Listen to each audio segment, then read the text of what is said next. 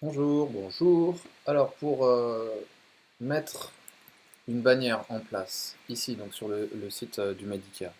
Voilà, ici j'ai fait un petit test, j'ai ajouté ça. Bon, c'est pas très très beau, mais ça fait le boulot. Pour ce qui est de la beauté, tu vas voir comment on peut faire. Donc pour modifier, il faut aller dans le slider, ici. Euh, ouais. Donc dans le slider.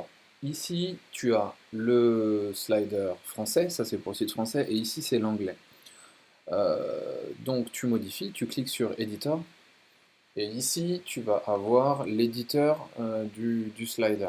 La manière dont ça fonctionne, en fait, il faut que tu considères ça comme des images, c'est des slides. Donc il y en a un, tu vois, deux, trois. Ça, c'est les slides des différentes pages que tu peux ici modifier. Et ici, tu as une timeline, un peu comme de l'editing vidéo. Donc sur le temps, tu modifies tes éléments. Donc je reviens. Donc on commence sur le premier slide. Ici, on a un texte. Donc on va le supprimer pour l'exemple. Donc tu fais clic droit, delete. Et quand tu veux ajouter un texte, tu ajoutes. Ici, tu as ce que tu veux en fait. Il faut que tu imagines ça comme des calques. C'est des calques différents. Donc quand tu veux rajouter du texte, tu cliques sur texte. Là, tu mets ton texte, tu mets ce que tu veux. Donc, tu cliques sur ton élément ici, tu vas dans Content, et là, tu mets bonjour madame. Bonjour madame. Euh, attention au coronavirus.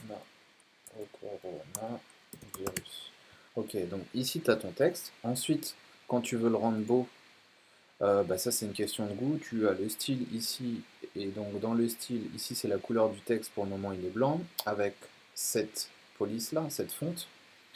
Et ensuite, tu as le background. Si tu veux le mettre sur fond bleu, tu cliques sur ici. Je ne sais pas si tu veux le mettre sur fond bleu, bref c'est une question de choix, hein. À toi de voir comment ça t'arrange.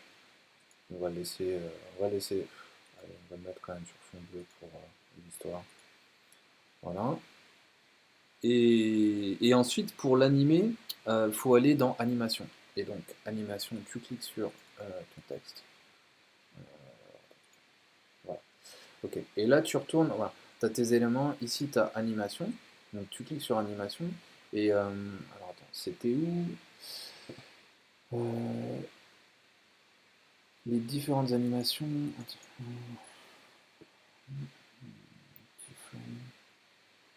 In, anime. Ok.